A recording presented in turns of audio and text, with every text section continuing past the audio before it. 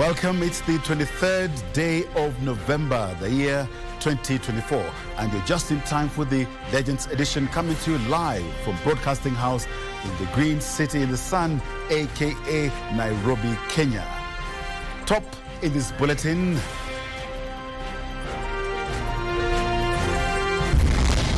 The Academic Staff Union is convinced that the government has ceded to what we wanted, and therefore officially call off the strike. We've also committed to ensure that we start negotiations of future CBAs at the beginning of their cycle, not at the end of their cycle.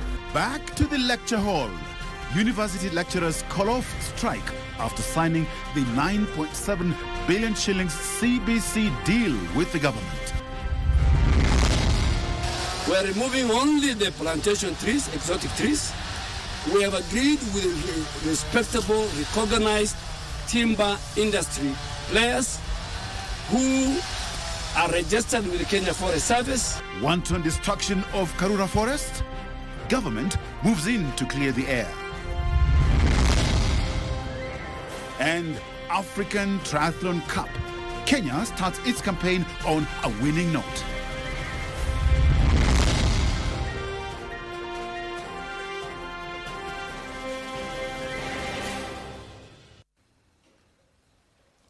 Asante sana for making us your choice this evening. I'm Edmund Mudibo, and our sign language interpreter is Anne Wangeshi. University lecturers have called off their strike following the government's decision to fully implement their 2021-2025 collective bargaining agreement CBA, which is valued at 9.7 billion shillings. After day-long deliberations at the Ministry of Labour headquarters in Nairobi, the university's academic staff union UASU and the Inter-Public Universities Council's Consultative Forum, that is IPUCCF, agreed to sign a return-to-work formula, which will see the lecturers return to work on Monday. After several failed attempts, effort by the government to resolve the nationwide lecturer strike bore fruit on Saturday. University lecturers finally called off their strike following the government's commitment to pay them a salary increment worth 9.7 billion shillings, as stipulated in the 2021-2025 collective bargaining agreement. The University Academic Staff Union is convinced that the government has ceded to what we wanted, and therefore officially call off the strike. The deal signed on Saturday by University Academic Staff Union UASU and the Inter-Public Universities Council Consultative Forum will be implemented in 3 phases, with the first batch of 4.3 billion shillings to be paid for the period of 9 months up to June 2025, while the remaining 5.4 billion shillings is to be disbursed in 2 installments of 2.7 billion shillings each. I want to impress upon lecturers that we should prepare to resume classes on Monday. We should also prepare to arrange with the university management and Senate to cover the time lost. The latest development is expected to avert further crisis in the higher education sector, which has experienced disruptions of academic programs and creating uncertainty for students and staff in all 35 public universities.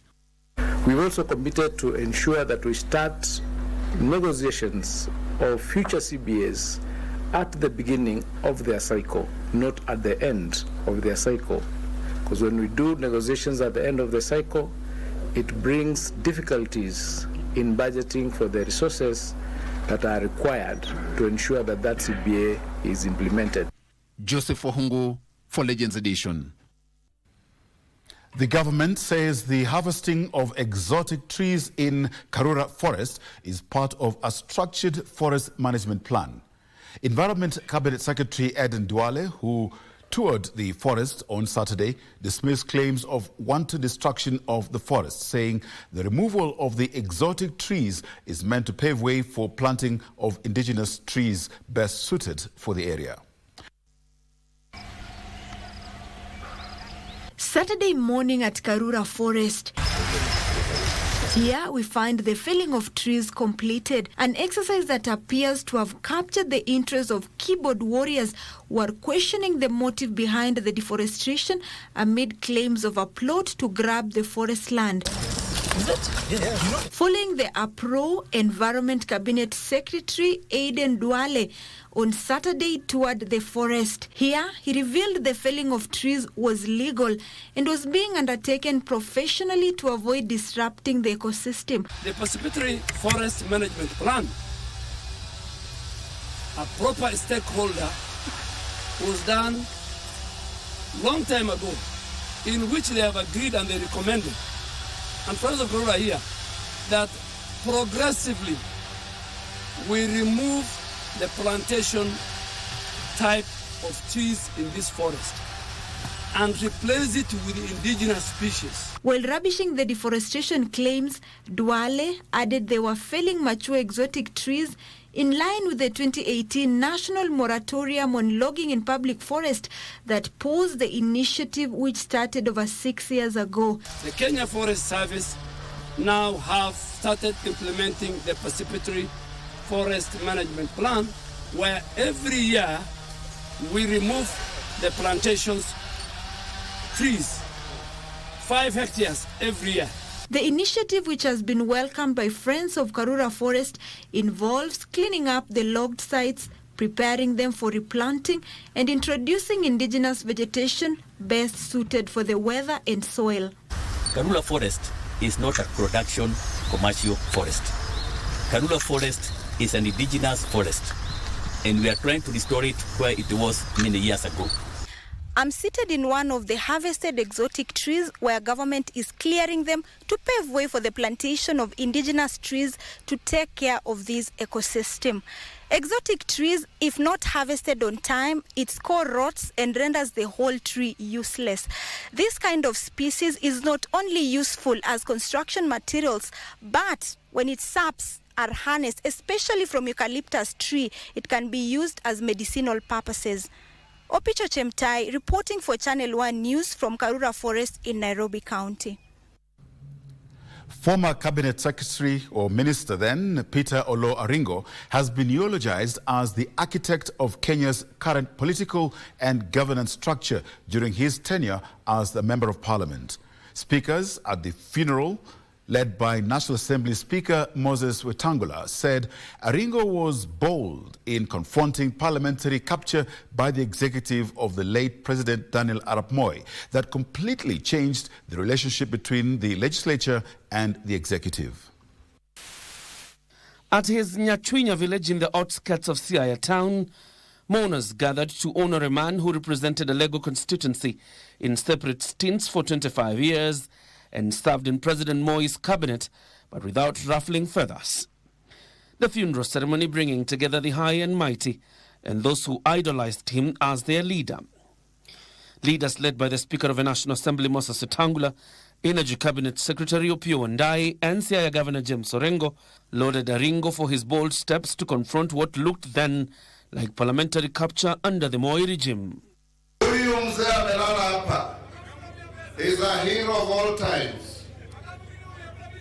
Yeye ndiye alileta mswada wakati wa mzee Moi, and changing the constitution under Moi was not an easy thing.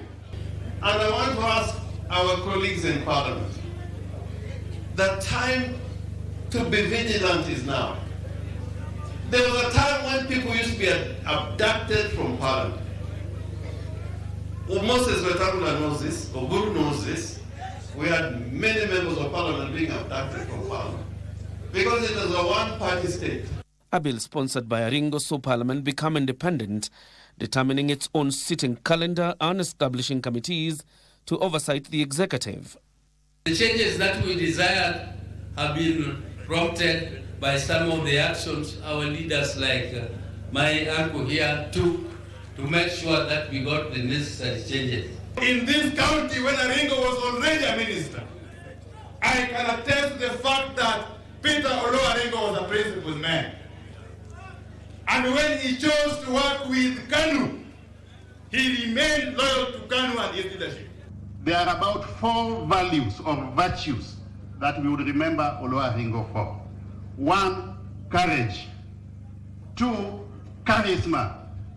3, eloquence. And 4, integrity. Elsewhere in Vihiga, leaders who attended the burial of Vihiga County Secretary, the late Ezekiel Ayego, accused the national government of allegedly spearheading the campaign to kill devolution. Please save devolution. It is only Senate who are going to save devolution.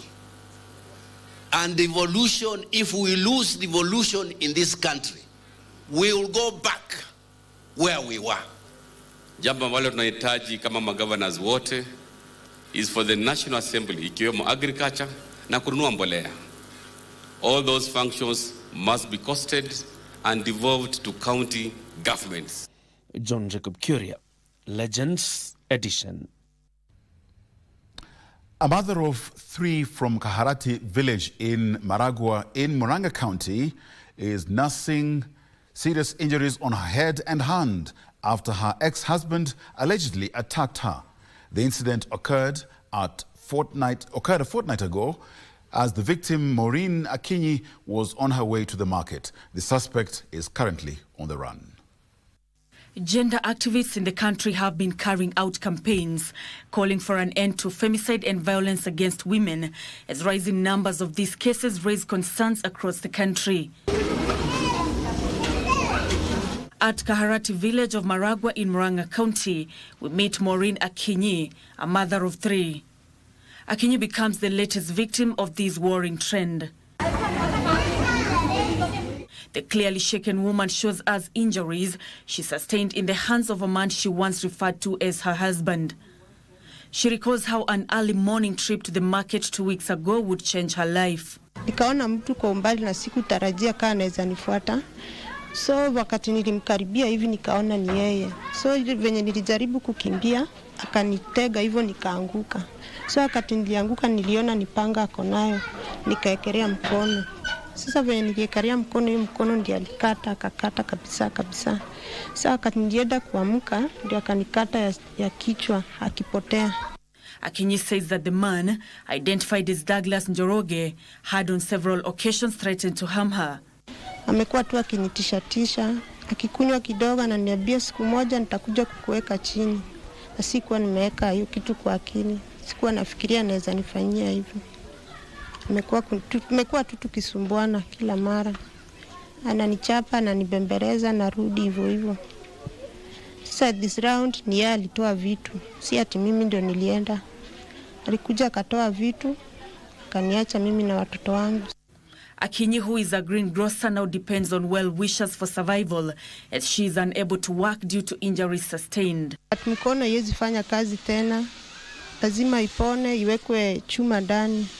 So mimi hakuna venye naweza fanya kazi tena. Kama maisha yangu imechange hivyo. Niambia ni kama 1,100 kuwekwa chuma.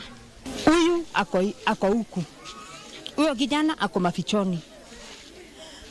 Wachukue hatua yenye watajua. Ikifika mahali uone kweli huyo bibi yako amekukosea kiwango ya kwamba uwezi ukamsamehea, afadhali kumuacha kila mtu aende zake.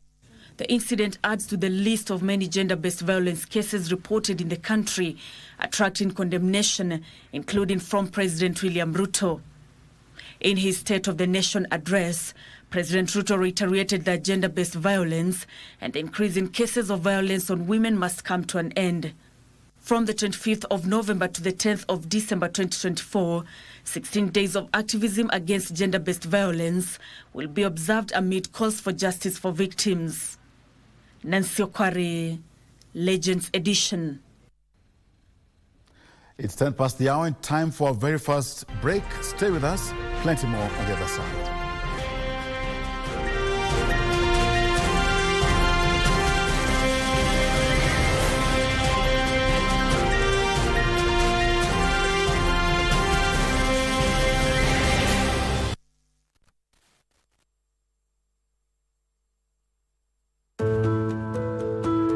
have a complaint or is something just not adding up with your pension scheme? It's easy to file a complaint directly with the Retirement Benefits Authority, and it's absolutely free. Just visit www.complaints.rba.go.ke and follow the prompts to file your complaint. RBA will acknowledge your complaint within 7 working days. Your complaint will be reviewed and addressed within 30 working days. Your time and peace of mind are important, and anyone dissatisfied with a decision of RBA can appeal to the Independent Retirement Benefits Appeals Tribunal. RBA is here to listen and resolve your complaint promptly, because your retirement should be stress-free. For more information, visit our website www.rba.go.ke,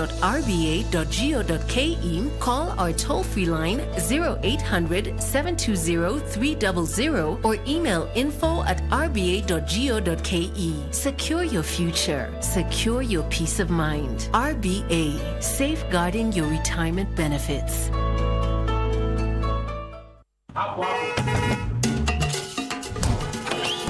Hey bro, nipatie hiyo risiti ya items. Wazi wazi. Cheki, mimi sina ado hizo Excuse, nilete risiti yangu ya items. Asante.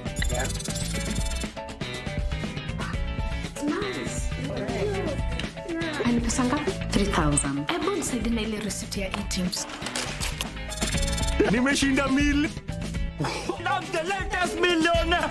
Marry me, baby. Yes! Guys, nimeshinda laptop. Nimeshinda TV 50 inches. Nice na Receipt Legit promotion kutoka KRA. Download Receipt Legit app, scan QR code kwenye receipt yako, ujishindie zawadi kem kila wiki. Kuna grand prize ya milioni 3 kwa washindi 3 milioni kila mmoja. Christmas ni sahi, ishafika na ni kubwa. Kweli? Hii Christine ni bomba na Blue Santa kupitia star 570 hash option 1. Rudia. Star 570 hash option 1. Iko PlayStation 5 na 55 TV na iko 500,000 Kenyan shillings. Nambuzi moja? Nambuzi. 1 million Kenyan shillings na Samsung S24 Ultra. Nambuzi moja? Iko 2 million Kenyan shillings na iPhone 16 Pro Max. Nambuzi mbili. Blue Santa amekuja na zawadi kibao. Nani kubwa. Hapa kuna ndogo. Hapa Christmas ni bomba.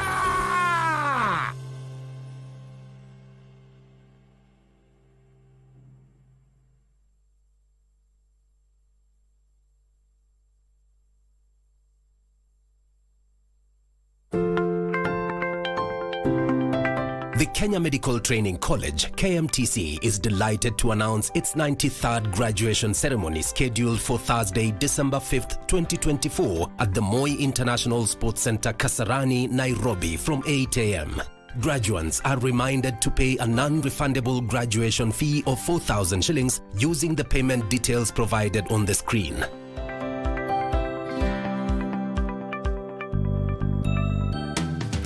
Graduation gowns can be collected at the college headquarters, and the graduation booklet is available for download on the KMTC website. For more details on the graduation, training programs, intakes and application procedures, visit www.kmtc.ac.ke. KMTC, training for better health. To parents who are at home wondering, what are we going to do with our children, and what can we do, what can we help, how do we keep peace these long holidays? I believe if a teen gets the support they need, if a teen gets the love they need, they will not end up in places where I ended up. Parents need to be vulnerable and talk to their children about affairs, about things, affairs meaning that, yes. Have you taught your children these family values? Do they know how to check for these family values in other people? The goal of parenting is for you to provide your child with a skill set to live independently of you at the right time, not when they are 40.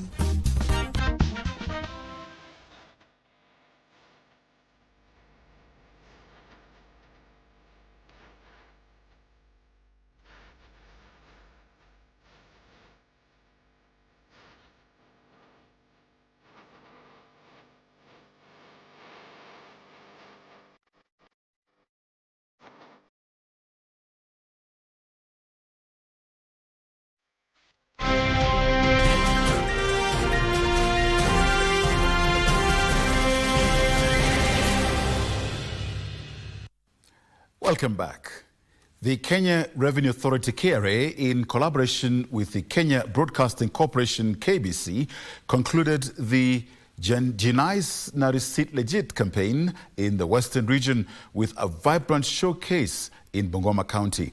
The event featured electrifying performances from Harrison Ondunyi, popularly known as Harry Richie Vida, and Paul Nundu, commonly known as Jua Kali.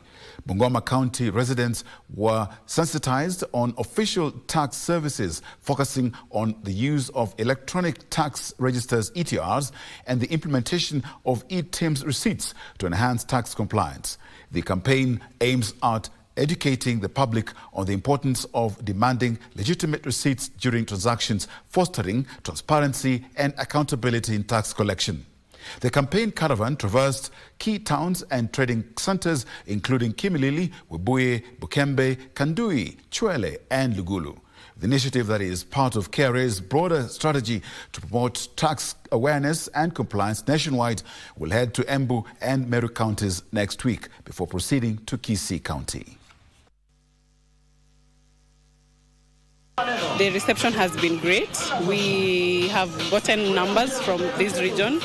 We have gotten so much sign-ups from this region, and we've gotten feedback that they are appreciating what we are doing, that we are giving back to the community with this campaign. So what I would like to urge the people out there to continue downloading and scanning of receipts to ensure compliance. The key message is to instill receipt-asking culture in Kenyans. Ensure that for every purchase that you make, please ask for the receipt, and just to ensure compliance. A section of the clergy want the government to invest more in research on genetically modified crops to ensure only quality and safe crops are grown and consumed in the country. The religious leaders drawn from the Association of Pentecostal and Evangelical Churches of Kenya argues there is need to promote locally produced biotech crops, to promote local indigenous crops and reduce importation of food. The dismissal of several petitions by the High Court challenging the lifting of the ban on GMO crops early this month has paved way for cultivation and importation of genetically modified crops in the country. The clergy now wants the government to consider investing more in research of genetically modified crops in the country to promote agricultural safety. I really would humbly request our government to incorporate this approach of the GMO, work together with our universities, and accept research is real. Let even the government put more resources in these faculties which are actually doing the research, instead of going begging food from one country to another. The clergy, under the umbrella of Association of Pentecostal and Evangelical Churches of Kenya, also called for sensitization on the cultivation and importation of genetically modified crops. We have discussed on a partnership going forward, where the church leaders now can make sensitization with the information they will have and that they already have, can make sensitization down to their membership. GMO is wanted to reduce the country's food import bill and make the country more food secure, as the crops will adapt to the changing climate and soil quality. This country has been experiencing a problem of food insecurity, and therefore we would want to know how best we can embrace ways and means of doing better farming, away from the traditional way of method which has been with us for far too long, and yet we have continued having a problem of famine. Kenya is set to become the 9th African state to embrace genetically modified crops. We have good technologies that can be applied to improve food production, and therefore avoid suffering for millions of Kenyans who are facing starvation, and so that we can reduce our imports into the country of food products. John Kahiro, Legends Edition. Living below your means appears to be a very foreign concept in Kenya, as many people employed, whether formally or informally, tend to spend much more than they can keep. Financial experts are now calling on Kenyans to embrace a savings culture to ensure households are protected against economic shocks, especially now that the majority of the population is grappling with the ever-increasing cost of living. Charles Mungai attended the 4th annual Abujani Economic Conference, whose focus was the need to inculcate a saving culture among Kenyans, and files this story. Financial experts have always advised on the need to live below one's means, but this would appear to be a very foreign concept for most Kenyans. This is probably why Kenyans are said to have poor saving culture, a trend that, however, leaves many families financially exposed. Today, over 5,000 delegates converge in Nairobi for the 4th annual Economic Investment Conference themed Improving Savings Culture. What I usually say that on the good days, build a surplus so that you can cover for the bad days. And it's important to know that the right time to start is when you have a source of income.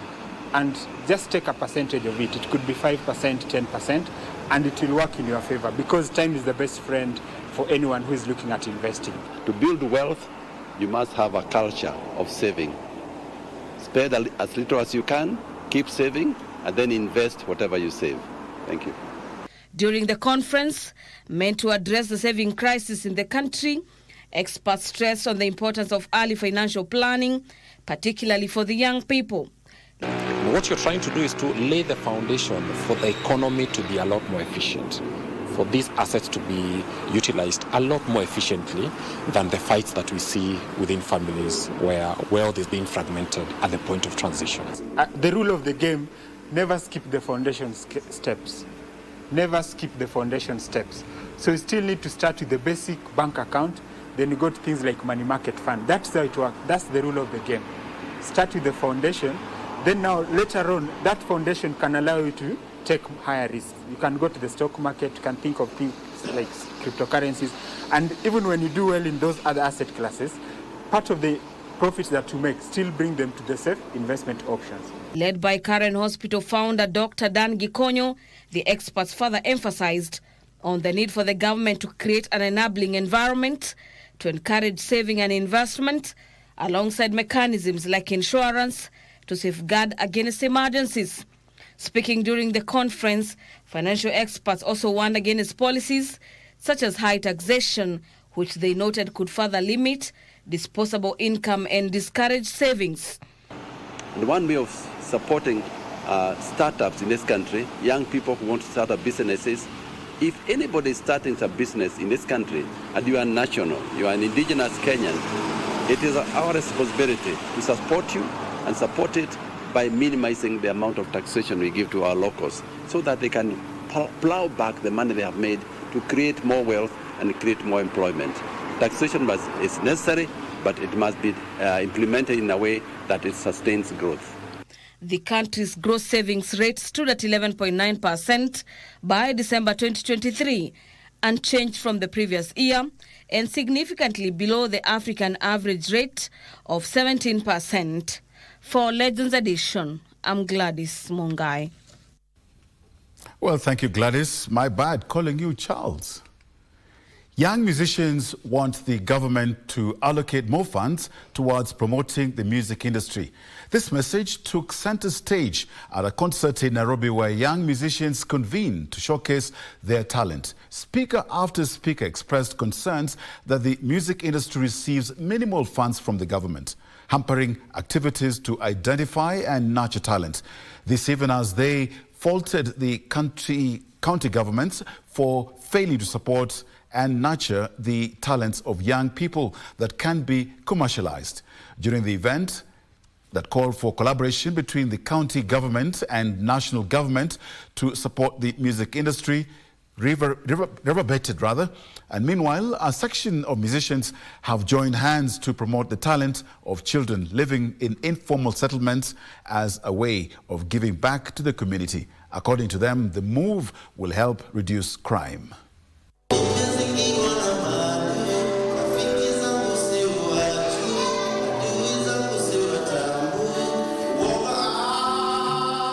thing. Why is art in sports, art and culture, and even health? I think now maybe they have changed, but the last time it was all in one.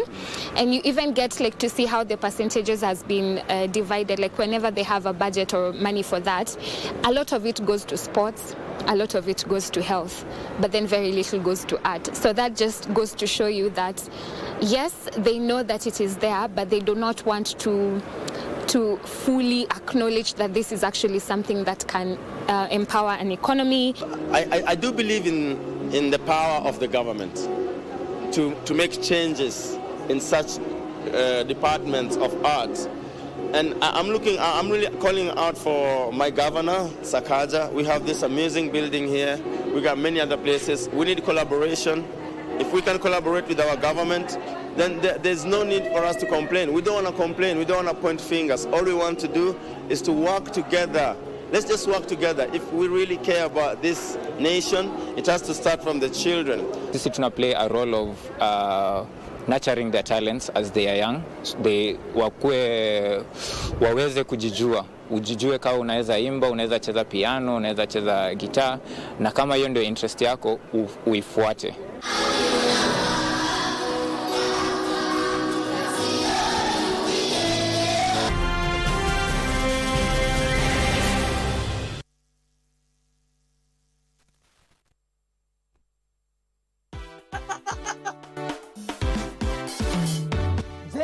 Ungependa kuwa mshindi na Lucky Box? Ni rahisi sana. Bonyeza *463# uwe mshindi.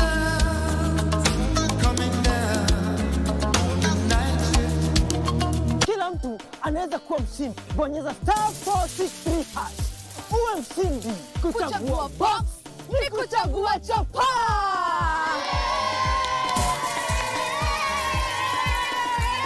Kumbuka, kila unapocheza Lucky Box unasaidia watoto kusoma.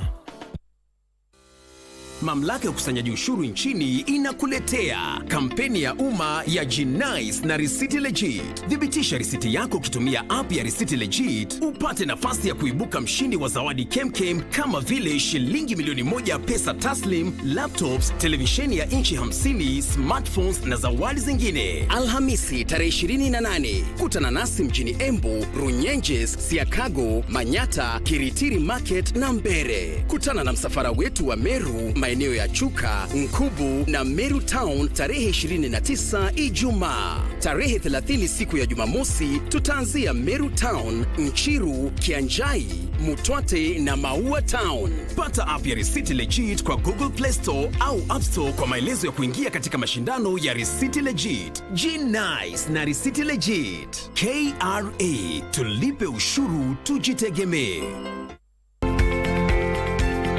They are the foot soldiers, bringing healthcare directly to their communities. Tunaangalia kwa community, defaulters, immunizations, tuna treat minor illness. The best performer CHPs we have are people who never went to class.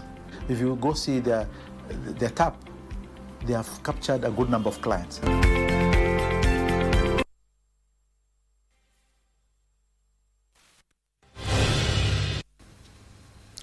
Welcome back. Sacco leaders have been challenged to observe high levels of professionalism, ethics and integrity while driving forward the serving institutions agenda.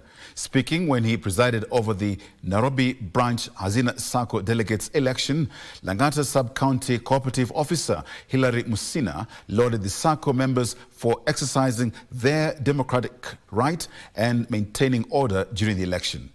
Over 100 delegates were elected to serve for a period of 1 year. This comes ahead of the national elections set to be held in February next year during the annual general meeting, that is AGM. On Saturday morning, hundreds of Hazina Sacco members from Nairobi branch converged at the Sacco headquarters along Gong Road in Nairobi. The mission was to elect branch delegates to serve members for the next 1 year. Those who are presented to the members to be elected as delegates, who can also be elected to the board, are people of integrity, people whose credentials can be verified, and people who can be able to drive Hazina Sacco agenda forward. We want to look towards their good insights, their good abilities to give us the synergy to drive the activities of this Sacco forward. Langata Sub-County Cooperative Officer Hilary Musina, who presided over the election, called for leadership integrity among the new office bearers. Actually, cooperatives, being financial institutions, don't require noise. They just require an organized team to drive the objects for which they were registered. As in a Sacco, uphold integrity, and also we have given the chance members so that they can be able to vote the delegates they need. Hazina Sacco top leadership promised its members a more vibrant Sacco, owing to it laid down development agenda. Our partnership with the government, especially the Ministry of Cooperatives and SMSEs, and also our county, for the county cooperative office, has been of immense support. The Hazina Sacco branch elections were held simultaneously countrywide ahead of its national elections set for February next year during the annual general meeting. For some times now, over 15 years. Pastoralists in Wajir County are grappling with the effects of the changing weather patterns. From droughts that last to floods that swell, forcing families to deal with the pain of hunger, the strain of malnutrition on their children, and loss of their livestock. It is this reality that has seen women in the community choose to break from this cycle to put food on the table. Our reporter Marie Yambo brings us the details of how the pastoralist community is choosing a new path to reverse the grim story of malnutrition, hunger, death, and loss of livelihood. Tucked in northeastern Kenya, Wajir County is one of the 3 counties in the region. Here, the impact of the changing weather pattern is grim, from flooding to prolonged droughts, leaving families destitute as their livestock are swept away by the angry waters or reduced to bones due to acute drought and famine. The volume or the amount of rainfall that we are supposed to receive in a span of 3 months, generally we receive it in 1 day. When we have droughts, we also have resource-based conflicts. When we have droughts, we also have disease outbreaks. One such family is that of Camilla Aden. She lost all her goats in 2022 owing to drought. This left her family vulnerable and without a source of livelihood or food. Hakukuwa na chakula, hakuwa na nothing, hakuna kitu ya kumpigia mtoto analia. Mbuzi leo moja asubuhi ukitoa yote kwa nyumba ikienda nje 2 3 inalala nje imekufa, unarudisha 2 zote zikaisha. Hassan was also treated for Kalaza, a parasitic disease that can be fatal if untreated. Akapata hiyo dawa, nikamaliza. Kukuja tena, ile mtoto hakuli vizuri lakini kulingana na venye alikuwa hayuko hivyo. This would see the family join the list of vulnerable groups assisted through the cash transfer programs from organizations like Save the Children.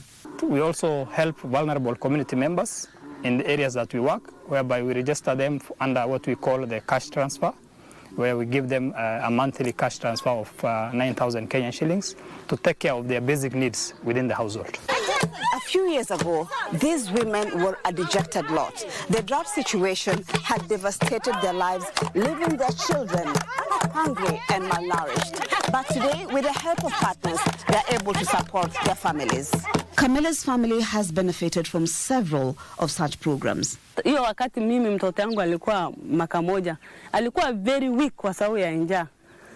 Sasa hiyo wakati walinianzia hiyo pesa, mimi hiyo wakati nilikuwa na stress, nimetoka town, sina kazi, nilikuwa naishi kwa nyumba ya bwana amenitoa kwa ile nyumba, nikakuja nikaishi hapa.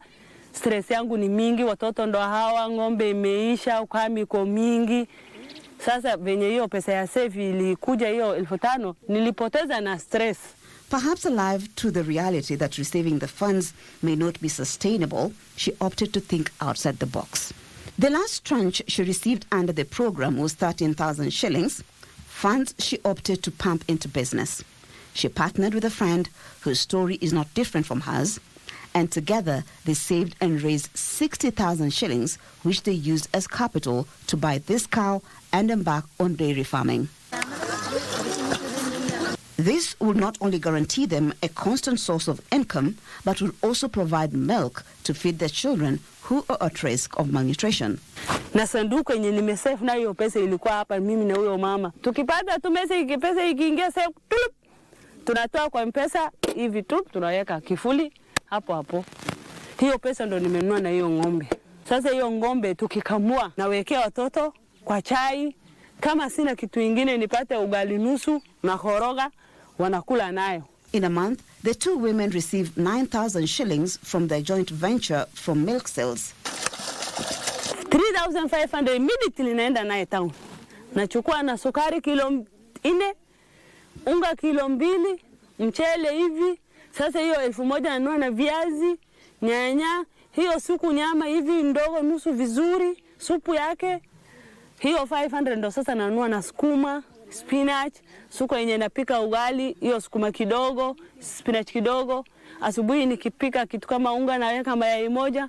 Hiyo pesa paka wa leo hiyo 4,500 niko kukula leo hii. The women here have also formed a group to save money. And as part of value addition, they also make and sell yogurt to increase their profit margins. Mimi mtoto wangu nampea hiyo yogurt, sasa yeye anakunywa hiyo yogurt. Maisha yenye alikuwa na sasa hii iko tofauti. Mtoto wangu mbeleni hakuwa anafanana na miaka yake. Nikisema mtoto ni miaka 3 na hakuna mwenye ananikubali. Mtoto very weak hivi. Daktari ananiambia mama mtoto wako very weak. Lakini sasa hii mtoto wangu anafanana na miaka yake. Further north in Bosicha village, Barei Ahmed's family has not been spared either by the vagaries of nature. We used to rely on livestock. Due to drought, the animals are dead. Today, she attends an outreach program that creates awareness on nutrition. She is among those who received food supplements for her children.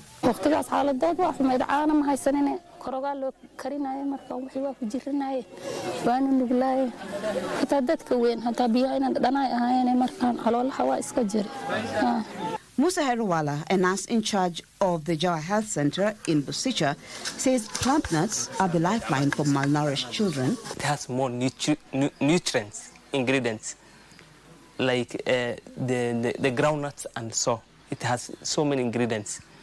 So it will help this child boost the weight. According to a report by Save the Children, Wajir is one of the regions with acute malnutrition rates of between 15 and 29%. Although the numbers have improved with just 1 or 2 cases being reported, it was not always the case.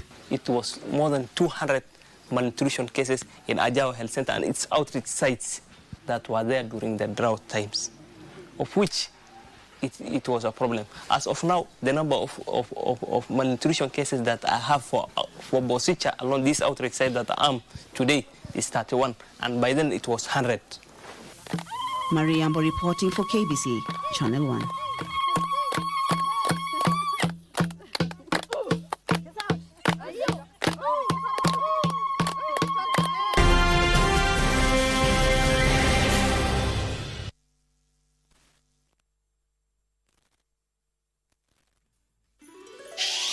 Star 570 hash.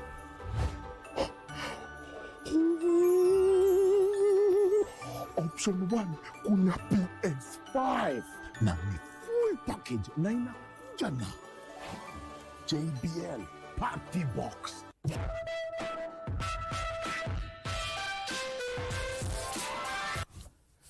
Hiyo boom experience pia iko.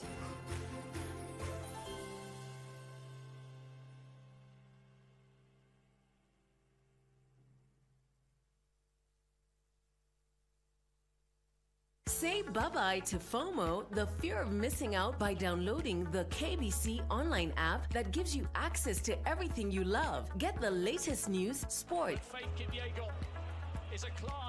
music, entertainment news, live radio,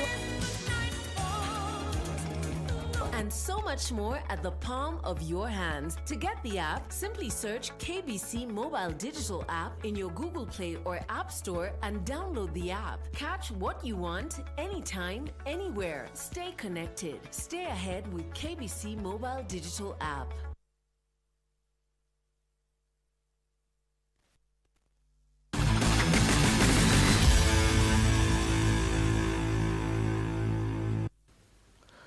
Once again, good evening and welcome to the sports segment of the Legends edition this Saturday evening. I'm Topili Mbila, and we kick off today with the Africa Triathlon, where Guliza White and Robert Robin clinched the junior titles on the first day of this year's African Triathlon Cup, which started off today in Kilifi County.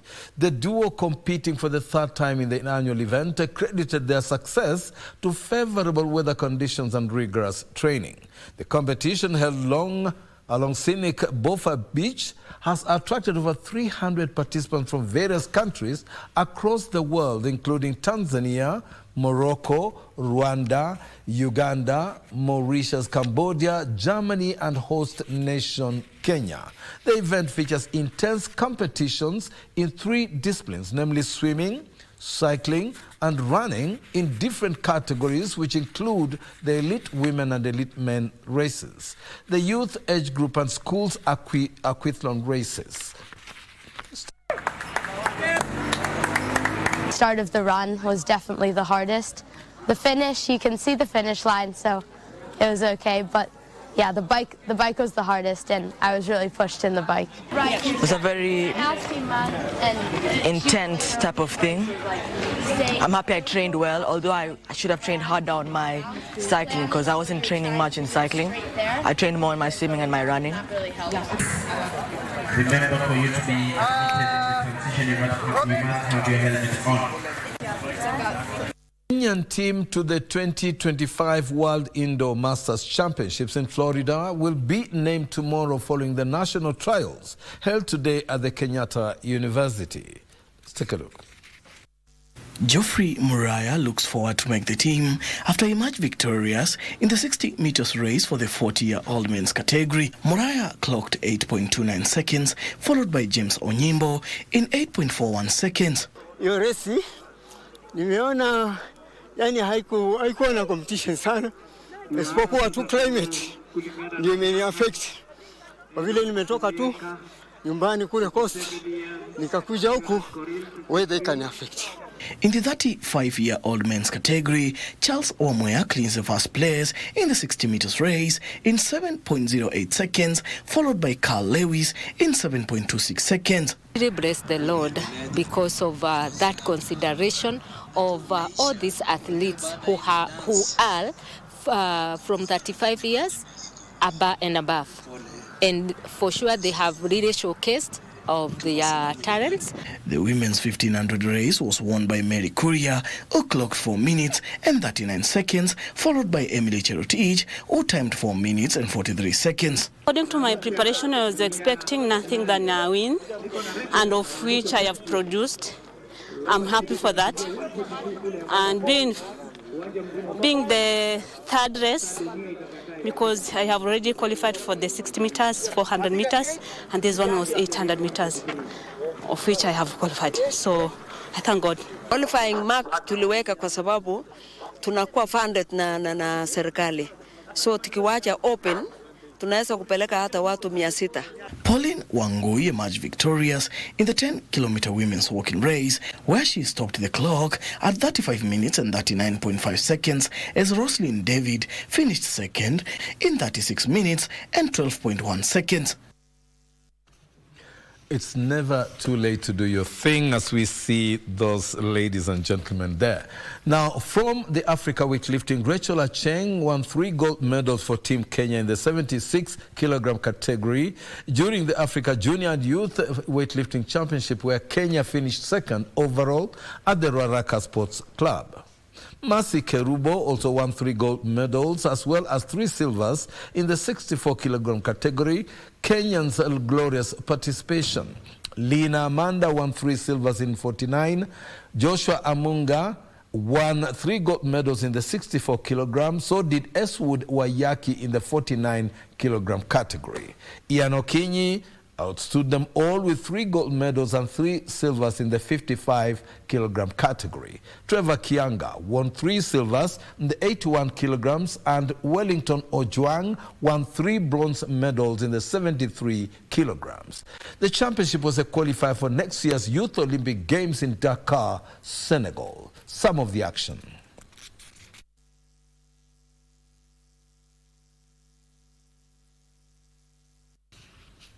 On volleyball, KCB women's volleyball team bounced back from their defeat yesterday to beat Postbank by straight sets in the KVF National League second leg at the Nyayo National Stadium. This was Postbank's consecutive defeat after yesterday's matches where they lost to Kenya Prisons. KCB beat them in 3 sets of 25-14, 25-12 and 25-16. Kenya Prisons carried on their winning ways against Maranatha, whom they dominated by straight sets of 25-5, 25-12 and 25-6. So did Kenya Pipeline against Prisons Nairobi, whom they beat 25-21, 25-15 and 25-14 to extend their winning streak. Vihiga County finally managed to record a win against Young Spikers, whom they beat by straight sets of 25-11, 25-11 and 25-20.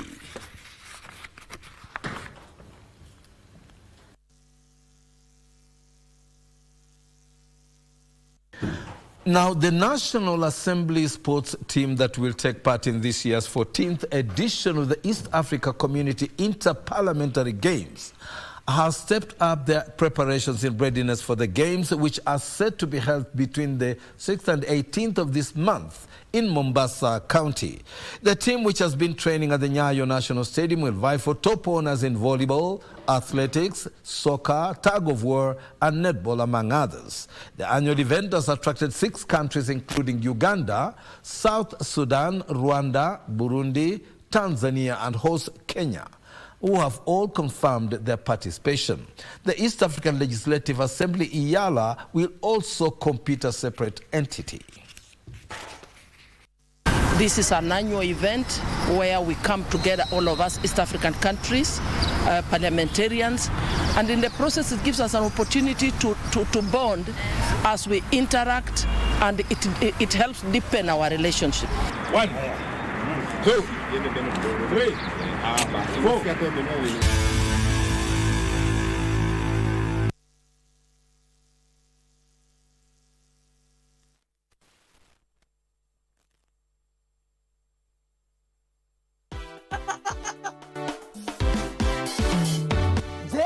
Ungependa kuwa mshindi na Lucky Box? Ni rahisi sana. Bonyeza *463# uwe mshindi. Umepata msaada wote kutoka wapi? Hata huo mzigo wa kwenda bodo sitisha. Usiupeleke mpaka nikwambie. Iwapo Jasiri atafariki kwa kukosa matibabu, roho yake haitatulia milele. Kaka kwa lidungwa kisu kwenye sherehe yako, wewe hata mshipa moyo hukugongi. Mnigonge kwa lipi? Kila mtu anaweza kuwa mshindi. Bonyeza *463# uwe mshindi. Kuchagua box ni kuchagua chapa.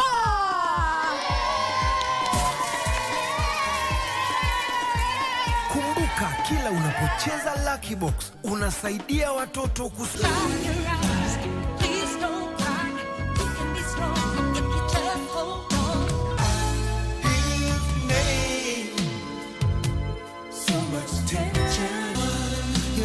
Dream come true, just wanna be with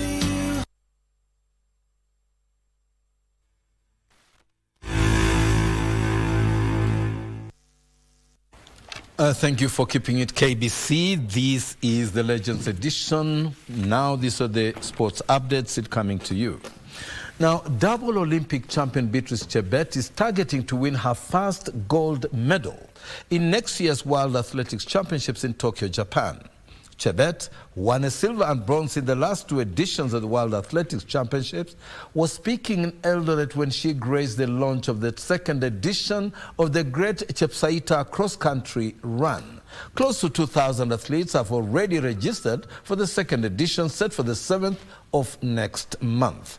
Athletes will compete in the 10-kilometer senior and junior races, the Masters and Fun Run. Let's take a listen.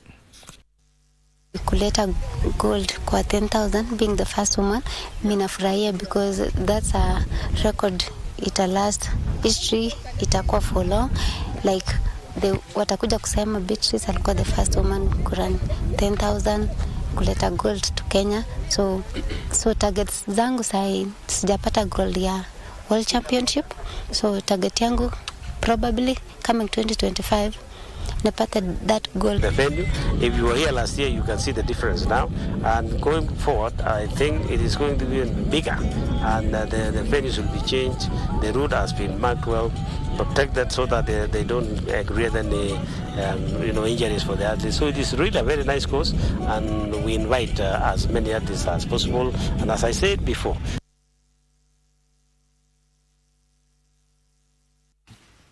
from handball, Ulinzi men's handball team have now taken the lead in the Kenya Men's Handball League after today's matches which were played at the Ulinzi Sports Complex.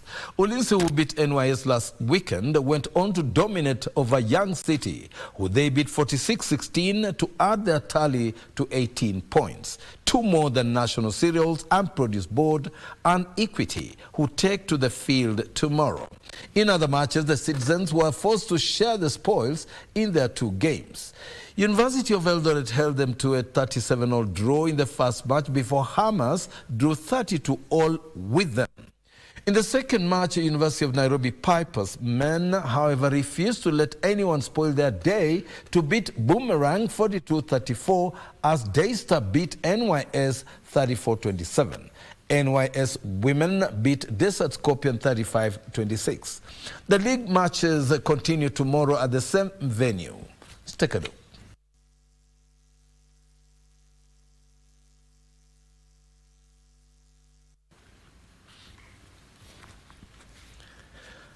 Now, Breban Swimming Club emerged victorious on the first day of the Nairobi County Association Junior Swimming Championships held today at the Kyoto School. Kiambu County also held their annual Minnows Championships, which attracted a total of 215 swimmers. Our KBC crew was on hand to file the following report. In some of the individual awards, Sasha Koril took a time of 3 minutes, 29.79 seconds to win the 8-year-old 200 meters freestyle, as Anais Semiyu and Ayana Shah took the second and third positions respectively. In the boys category, Jabu Mwangi clocked 3 minutes, 9.61 seconds to emerge victorious ahead of Ethan Omondi and Andrew Omondi. According to Nairobi County Swimming Association chairperson Teddy Wamoyo, they have continued to record a good turnout in such events with an emerging pool of talent who will be able to represent the country in the forthcoming championships. We'll keep moving on. Kids will work on the kids. We'll see if we can organize clinics for the top-ranked swimmers, and if possible, even bring in a coach for them. So you have a coach for our top-notch swimmers in level 3. The two-day event, which has attracted more than 10 schools, come to an end on Sunday. Meanwhile, Kiambu County held their annual Minnows Championship here in Nairobi, where Haivana Oidera from Bustani Aquatics Academy and Leo Mwangi emerged victorious in their respective categories, among others.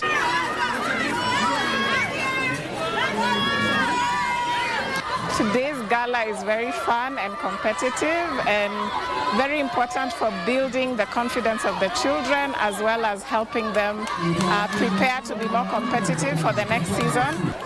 My season was good, and the swimming competition that I came for was good, and I thank my coaches for whatever they have done and to make me better, and I wish to do more better the next season. More than 10 schools drawn from different parts took part in the one-day tournament. We have really had a very busy calendar, and we are very happy to state that as Kiambu County, we have been able to participate, our athletes have been able to qualify to the nationals. This competition was competitive. I'm expecting to win more medals and trophies next year. I'm 9 years old. I'm encouraging children who know they can swim, but they have not yet started to come and start training. For Legends Edition Sports, I'm Daniel Mwendwa. On the international scene, Belgian rally driver Thierry Neuville is closing in on his first World Rally Championship title as he moved up to 7th place today in the WRC Rally Japan after yesterday's setback. Neuville of Hyundai Motorsports now only needs 2 points from Super Sunday to secure his maiden World Rally title after today's comeback. His closest competitor and teammate, Tanak, whose chances look slim, maintains a 38-second lead over Toyota's Elfyn Evans as Hyundai also closes in on the manufacturer's championship. Tanak and Neuville demonstrated their prowess today, winning multiple stages. Meanwhile, the 12th stage of the rally was cancelled for security reasons after an unauthorized vehicle appeared on the course. The FIA is investigating the case to prevent future breaches.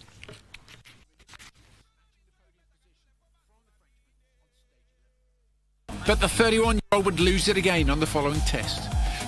Now, tomorrow afternoon, of course, Daniel Wahome and veteran Daudi Kancha will be on to usher you through the final stages of the World Rally Championships Japan. So stay tuned and be with us. Now, from the CAF women, Egyptian side FC Massa finished third in their debut CAF Women's Champions League after they overcame Nigeria's Edo Queens 4-3 on penalty shootouts after a barren draw.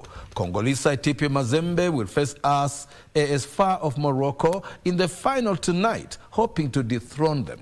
Some of the actions from today's matches. CAF Women's Champions League campaign. Can she do it? Yes, she can. Mahira Ali seals position number 3 for FC Mazar. Edo Queens will finish 4th, but Massa have clinched the 3rd place. From the English Premier League, Chelsea continued their fine form in the English Premier League to beat Leicester City 2-1. At the King Power Stadium, Nicholas Jackson and Enzo Fernandez scored for the Blues while Jordan Ayew was on target for the hosts. Let's have a look.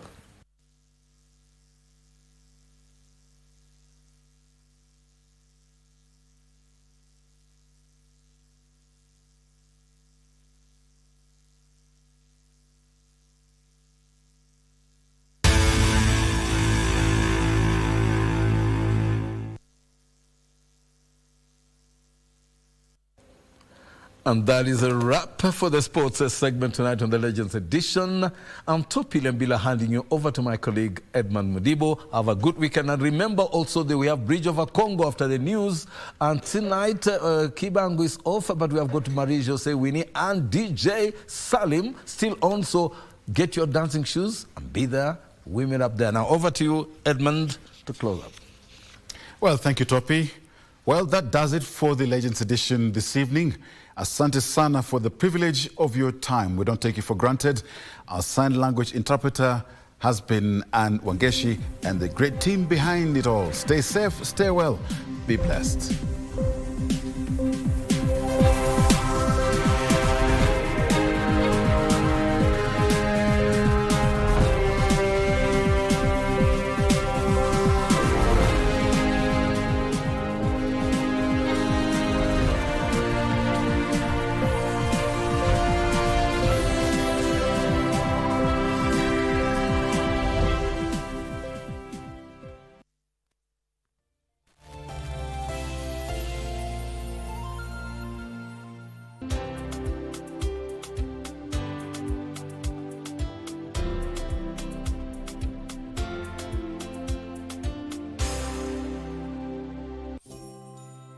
Christmas ni sahi ishafika na ni kubwa kubwa. Kweli? Hii Kristi ni bomba na Blue Santa kupitia star 570 hash option 1. Rudia. Star 570 hash option 1. Iko PlayStation 5 na 55 HTV na iko 500,000 Kenyan shillings. Na mbuzi moja? Na mbuzi 1 million Kenyan shillings na Samsung S24 Ultra. Na mbuzi moja? Iko 2 million Kenyan shillings na iPhone 16 Pro Max. Na mbuzi mbili. Blue Santa amekuja na zawadi kibao na ni kubwa hapa kuna ndogo hapa Chris